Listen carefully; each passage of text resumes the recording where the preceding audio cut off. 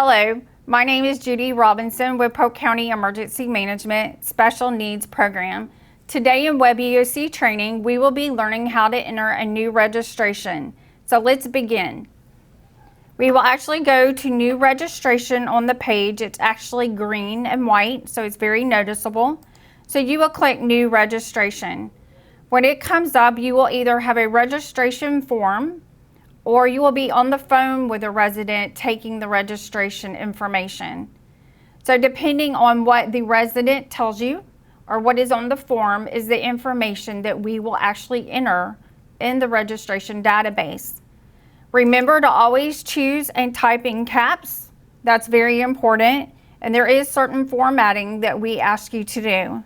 So today we will do test and my last name and my first name and back to my first name. If they have a middle initial, you would enter it. It is not required field. Your date of birth should always be typed in this format with 2 numbers for the date, 2 numbers for the month, and then the 4-digit year. If they are female or male, again, it's whatever is on the form or what the resident tells you. If they have not marked it, leave it blank. The height would be entered in such a manner where you would put 5 feet 4 inches, and then the approximate weight is whatever the resident tells you. And it would be entered in the amount, numbers, and then the pounds. The primary phone number would be the 3-digit area code, the 3-digit number, and then the 4-digit number to follow. Please make sure to enter all phone numbers in that format, no matter if the registration form states differently. The alternate phone number would be in the same format. You may have an email address. It would still be typed in caps. You have the full-time resident. That means they live in Florida full-time. So you would check full-time resident if they do. You would put in the street address, the street number, and then the actual name of the street here in the street area. The city would be the city that is on their form or what they've provided you.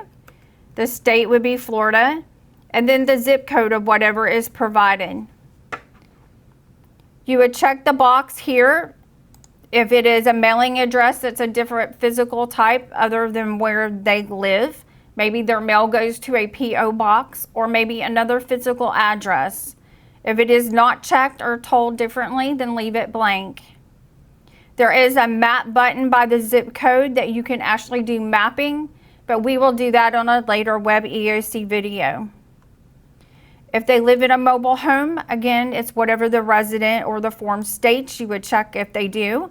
And if they live in a park name, you would actually fill out the park name. The caregiver would be whoever they state is the caregiver. Maybe they live alone, that may be marked. If it's marked, please check it. If it's not, then leave it.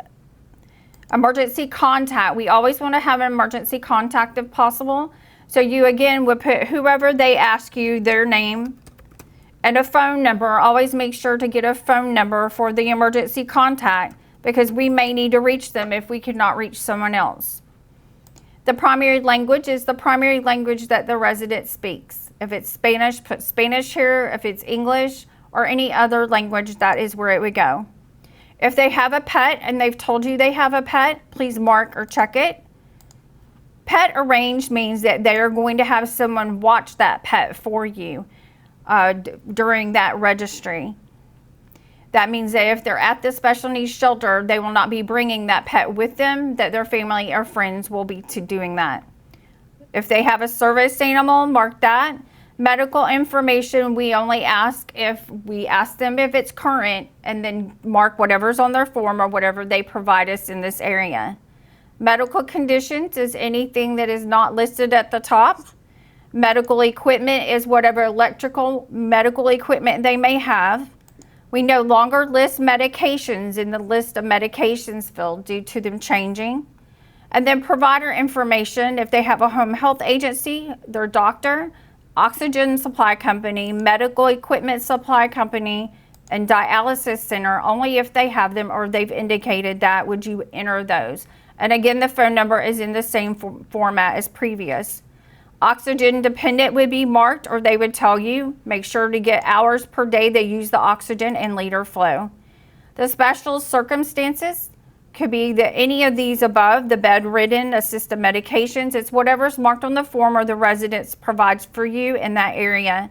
And then if they need transportation, and how many steps to their door, so we know if we need to do anything with that.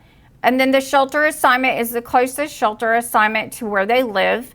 And if they need transportation for special needs or for a hospital, then you would select that.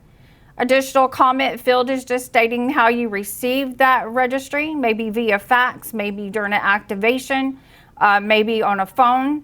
And then you could also list the secondary language if they have one.